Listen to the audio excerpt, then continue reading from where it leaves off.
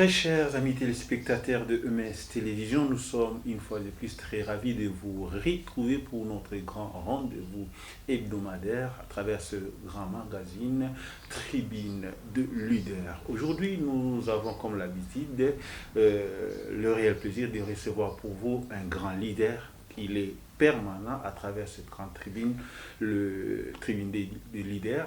Il s'agit du bishop Ejiba Yamapia. Je vous rappelle donc qu'il revient fraîchement du Leadership Symposium, une organisation qu'il a lui-même initiée.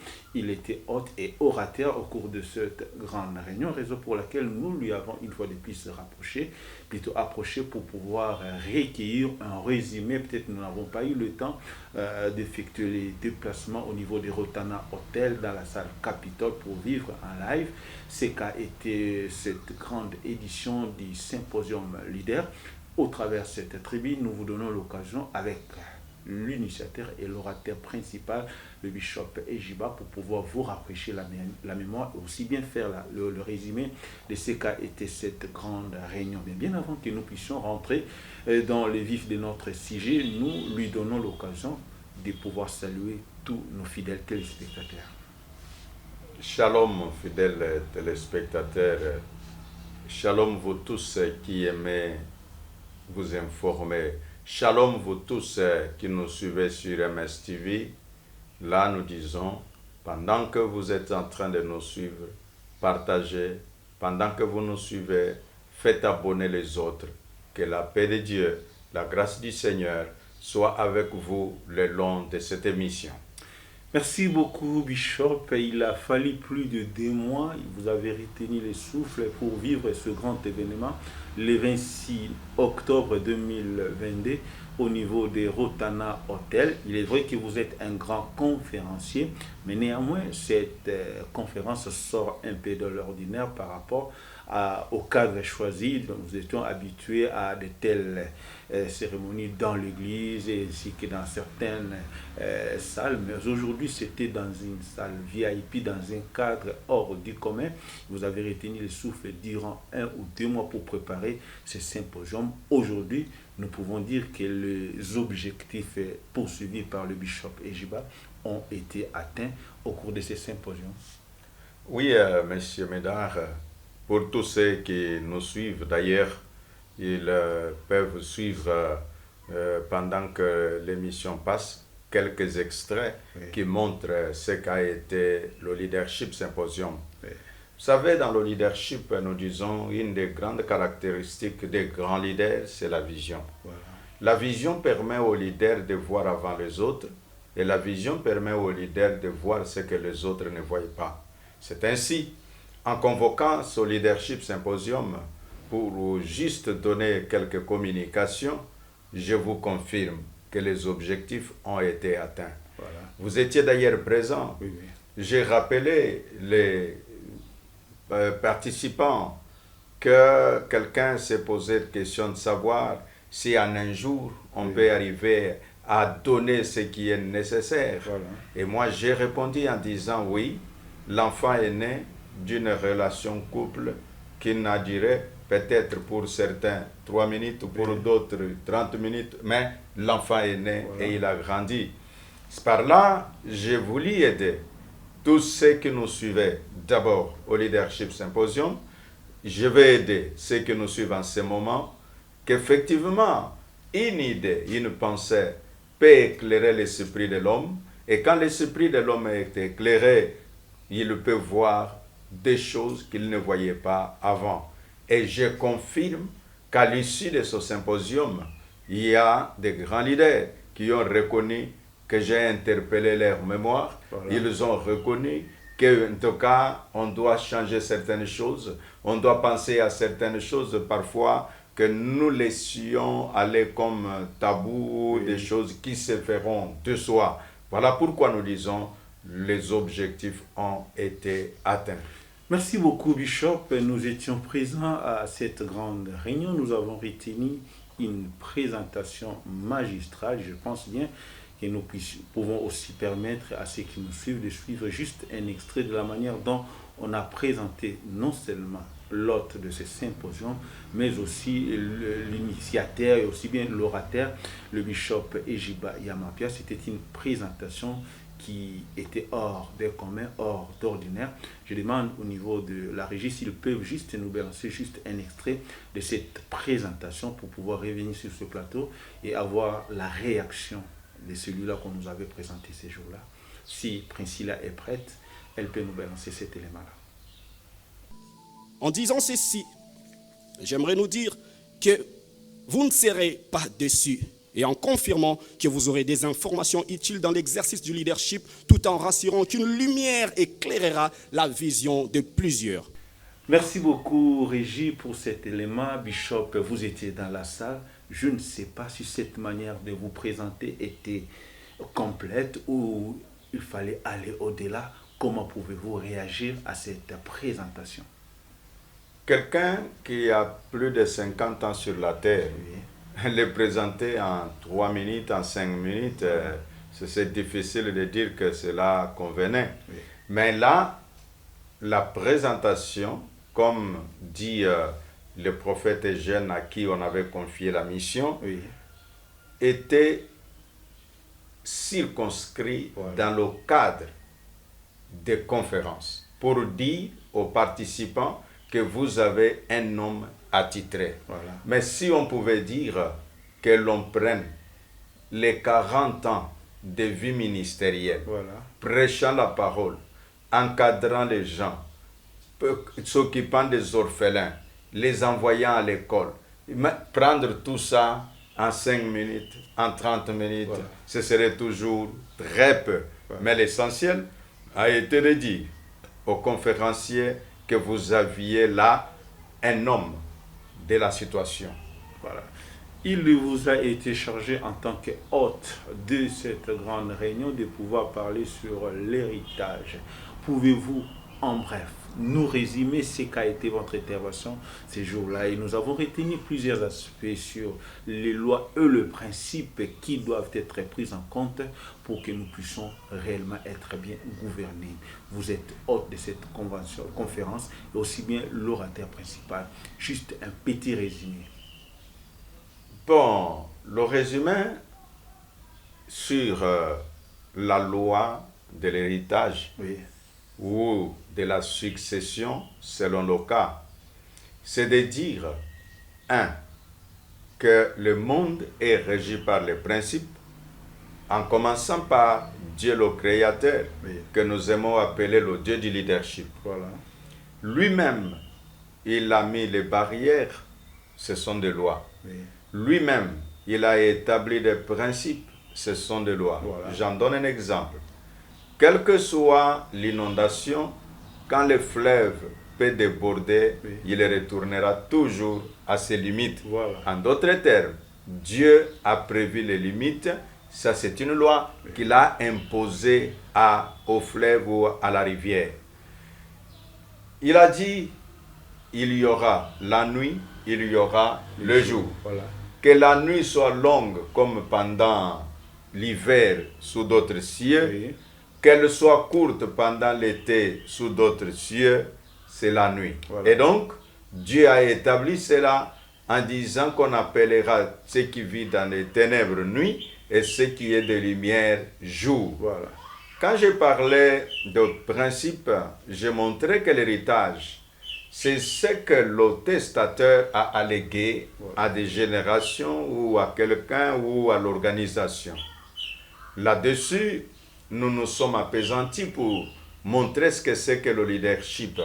Nous avons dit que le leadership, c'est cette capacité-là d'influencer les autres positivement. C'est cette capacité-là de permettre aux autres de rêver davantage, d'apprendre davantage, et puis de vouloir aller plus loin que là où ils sont. Ouais. Toi, tu les aides et eux arrivent à avoir le tonus pour avancer. C'est aussi ça le leadership.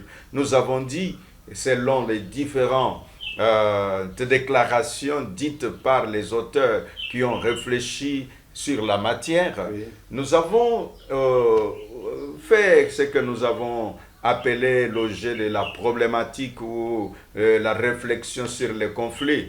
parlant de réflexion sur les conflits, nous avons montré que les conflits d'héritage n'ont pas commencé aujourd'hui, ça a commencé depuis des millénaires.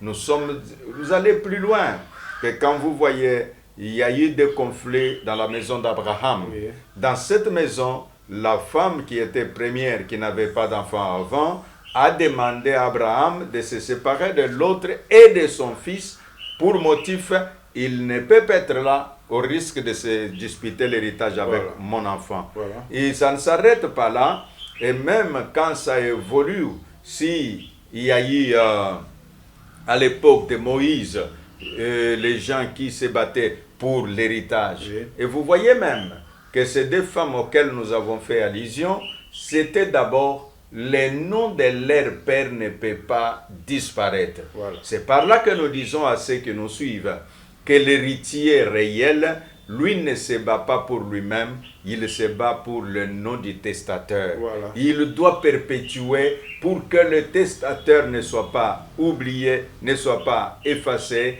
Et là, c'est celui-là qu'on appellera héritier. Voilà. Mais si un héritier se bat pour son propre nom, en disant que Moïse a existé, maintenant c'est la génération Josué, il n'a pas compris ce que qu'était la génération Josué. La génération Josué, quand Josué est arrivé, dans tout son travail, il disait toujours, Moïse le serviteur de l'Éternel m'a dit, Moïse le serviteur de l'Éternel nous a laissé. C'est ça le véritable héritier. C'est là qu'on a montré qu'il faut savoir préparer l'héritage. Voilà. Et dans la préparation de l'héritage, nous avons 3 étapes.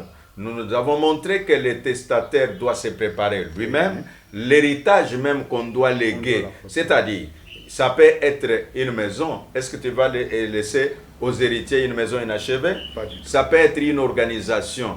Quelle organisation tu vas léguer aux générations qui viendront? Ça peut être la nation pour ceux qui gouvernent. Quel héritage? Et par là, nous avons fait appel à notre hymne national qui dit « Serment de liberté que nous léguons à notre postérité pour toujours. » Donc pour toujours et non pas pour un temps. Voilà. Et pour y arriver, la préparation est un élément capital. Nous sommes allés plus loin pour dire que quand l'héritage serait préparé, on doit préparer l'héritier. Mais il arrive que les héritiers ne se laissent pas préparer. Voilà. Les héritiers sont là parfois bras croisés en disant, bon, quand il mourra, je prendrai place. Voilà. Non, tu prendras place, tu ne comprendras absolument rien. Il faut être à ses côtés, voir comment il souffre, voir comment il répond aux situations auxquelles il fait face. C'est à ce moment-là que tu pourras être capable d'être un véritable héritier. Voilà. Et nous avons dit aussi que les gens se battent parfois pour des choses éphémères au lieu de se battre pour des choses durables. Les choses éphémères, bon, quand il mourra, je prendrai sa chemise. Bon, la chemise fera combien de temps? Voilà. Quand il mourra, je prendrai la maison. Mais quand tu auras pris la maison, si tu ne connais pas comment l'entretenir, demain tu vas la vendre. Voilà. Et tu resteras à la case du départ. Mais nous avons dit qu'il y a l'héritage identitaire, l'héritage familial, l'héritage idéologique ou doctrinal, et il y a l'héritage organisationnel. Voilà. Alors, parmi toutes ces sortes d'héritages, j'ai donné même l'exemple. Quand Simon Kimbangu fut arrêté, il était en train de vouloir être acheminé par les colonialistes. Et ses adeptes, ceux qui étaient présents, lui disent, maintenant qu'on part, mais tu pars, alors qu'est-ce que tu nous laisses? Voilà. Et il répondra, je pars avec ce livre et je vous laisse avec ce livre. Voilà. En d'autres termes, il voulait leur dire que ce qui compte le mieux, c'est garder mon idéologie. Voilà. Si vous gardez mon idéologie, à ce moment-là, vous irez loin. Voilà. C'est là ce que nous disons aux uns et aux autres, qu'il y a dans les organisations, que les gens se battent pour dire qui prendra la place du chef, qui remplacera qui. Non, le débat ne pouvait pas être celui-là. Voilà. Le débat serait qui pourra continuer les idées que le chef a. C'est cette personne-là qui a compris quand quelqu'un a les idées, il peut les matérialiser pour la production des choses palpables. Voilà un peu un tour d'horizon pour ce que nous avons parlé. Et j'ai cité même les gens comme Étienne Tshisekedi.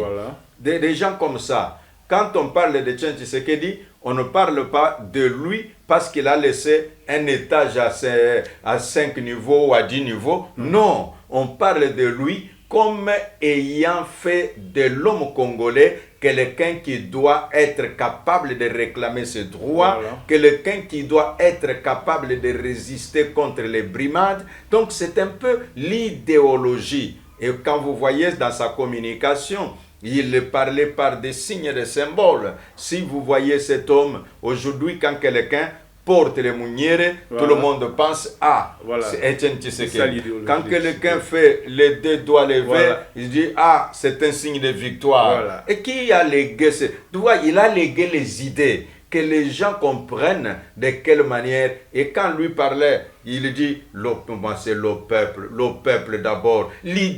Cette idée-là est entrée dans le Congolais. Et quand les Congolais veulent respirer, ils disent qui est pour le peuple, qui parle en faveur du peuple, qui travaille pour le peuple. Comme dit, tu travailles pour le peuple sera avec toi. Voilà. Merci beaucoup, Bishop Ejiba Yamapia, pour cette résumé à travers cette conférence que vous avez peut-être animée. Je sais une chose, homme de Dieu, il est difficile que les leaders acceptent volontiers et librement d'autres leaders, mais nous allons retenir qu'au cours de ce symposium, vous avez convaincu certains leaders de grands dans le monde politique, dans le monde ecclésiastique et scientifique à travers notre pays, parce que nous avons compté parmi les gens qui avaient répondu présents de grands hommes de la parole de Dieu, de grands hommes politiques. Je verrai, avant que vous puissiez réagir sur leurs réactions, ou revenir une fois de plus au niveau de la régie, prendre quelques réactions des grands hommes qui ont attesté que ce message valait la peine d'être lancé à la nation. Si une fois de plus Priscilla est prête, il peut nous donner quelques réactions des hommes qui étaient présents, notamment le ministre de Communication et Médias, et pourquoi pas tant d'autres personnalités du monde ecclésiastique qui avaient répondu présent. C'est question de respecter le leadership de l'évêque Bishop Ejiba Yamapia. Suivez. D'abord, c'est remercier le pasteur Ejiba pour le privilège qu'il me donne de participer à cette école de leadership. C'est une école qui tombe à point nommé parce que nous avons évidemment besoin de former nos jeunes, pas seulement, y compris nos vieux, parce que ces pays doivent être grands. Et la grandeur d'un pays, c'est défini d'abord par la grandeur de ses citoyens. Et parler de leadership, des grandes questions, expliquer l'essence de ce que peut représenter une vision, l'intelligence et toutes les capacités qu'il faut mettre en mouvement, c'est une opportunité extraordinaire et j'espère que ceux qui y participeront seront non seulement bénis parce que c'est des hommes de Dieu, mais gagneront aussi en connaissance pour permettre d'avoir des leaders à tous les niveaux. Bon, je suis personnellement subjugué par la dimension scientifico-religieuse de la prestation de l'évêque. Et je crois que cela pourra ajouter quelque chose de supplémentaire à chacun de nous, parce que la Bible dit que mon peuple meurt faute de connaissance. Et lorsqu'on parle de cette connaissance-là, il ne s'agit pas que de la Bible. Il s'agit de la connaissance au sens étendu du terme. Donc, personnellement, j'ai été édifié et vous avez vu la réaction de la salle. Voilà. Vous savez que même dans nos églises, c'est ça le problème que nous avons. L'héritage, les combats, les bas-coups, parfois jalousie qui monte. C'est à cause de l'héritage. Après lui, qui sera après lui? Positionnement. Donc c'était vraiment bien, on a réfléchi sur ça. Et même avec Bishop Albert, nous nous sommes dit que même au niveau de l'église, on doit organiser quelque chose. Écoutez, c'est une intervention magistrale, un exposé extraordinaire. Et là, j'ai retrouvé mon frère bien-aimé dans son manteau de leadership. Et j'ai beaucoup aimé. Je pense même que c'est un message interpellateur pour nous, les pères de l'Église de Réveil. Je lui ai dit que nous devons aussi beaucoup, nous les pères, nous devons nous mettre ensemble et réfléchir sur l'héritage que nous laisserons dans les années à venir à notre Église de Réveil. C'est un message très interpellateur. Yes. Le message, c'est que nous devons appliquer et respecter le principe de leadership, comme l'orateur a eu à conclure. C'est très important. Merci beaucoup, Régis, pour cette réaction. Bishop, quand des grands leaders vous attestent comme ça et adhèrent à votre idéologie, à votre leadership, vous, en tant que leader, ça vous donne quelle impression? Oui, l'impression que ça me donne, Oui. c'est vous ramener par où nous avons commencé. Voilà.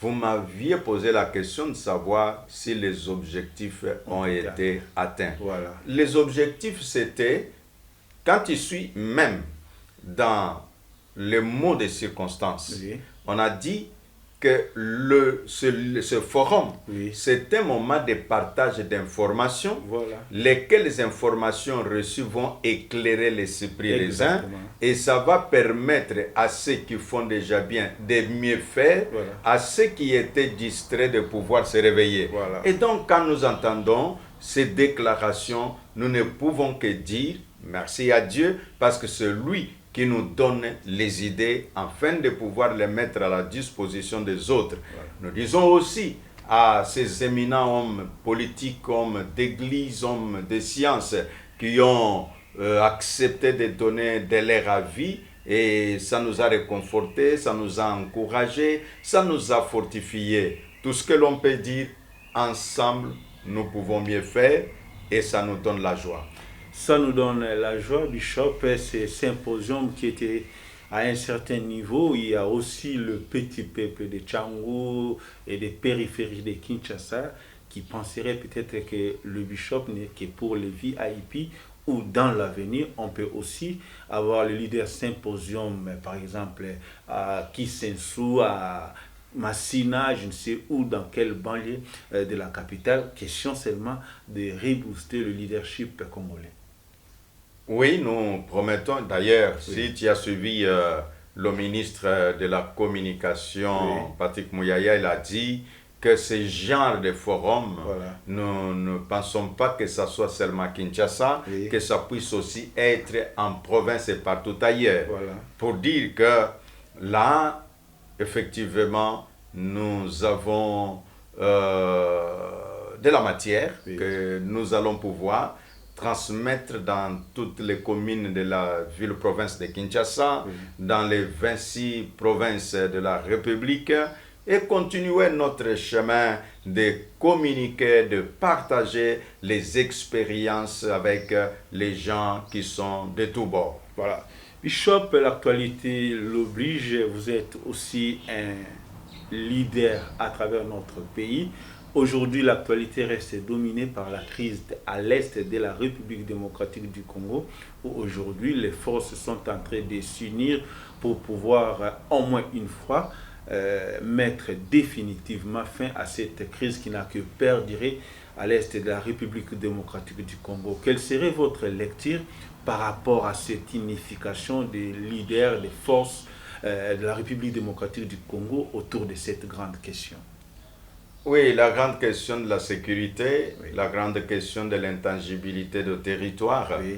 Et je recule un peu pour dire à tous ceux qui nous suivent Oui. que nous avons un coaching programme. Voilà. Si tu n'avais pas eu ton formulaire, tu peux contacter notre secrétariat et puis tu retireras. Et le secrétariat, vous pouvez joindre le numéro qui sort en bas de l'écran et où vous pouvez écrire, c'est le 081 931 33 38. Voilà. Pour la bonne maîtrise, je reprends 081 931 33 38. Voilà. Donc vous allez joindre notre secrétariat pour prendre les informations sur le coaching, Oui. qu'il soit coaching politique, qu'il soit coaching économique, c'est-à-dire de business, de management, qu'il soit le coaching en termes de leadership ecclésiastique, donc dans n'importe quel domaine. Retournons notre héritage,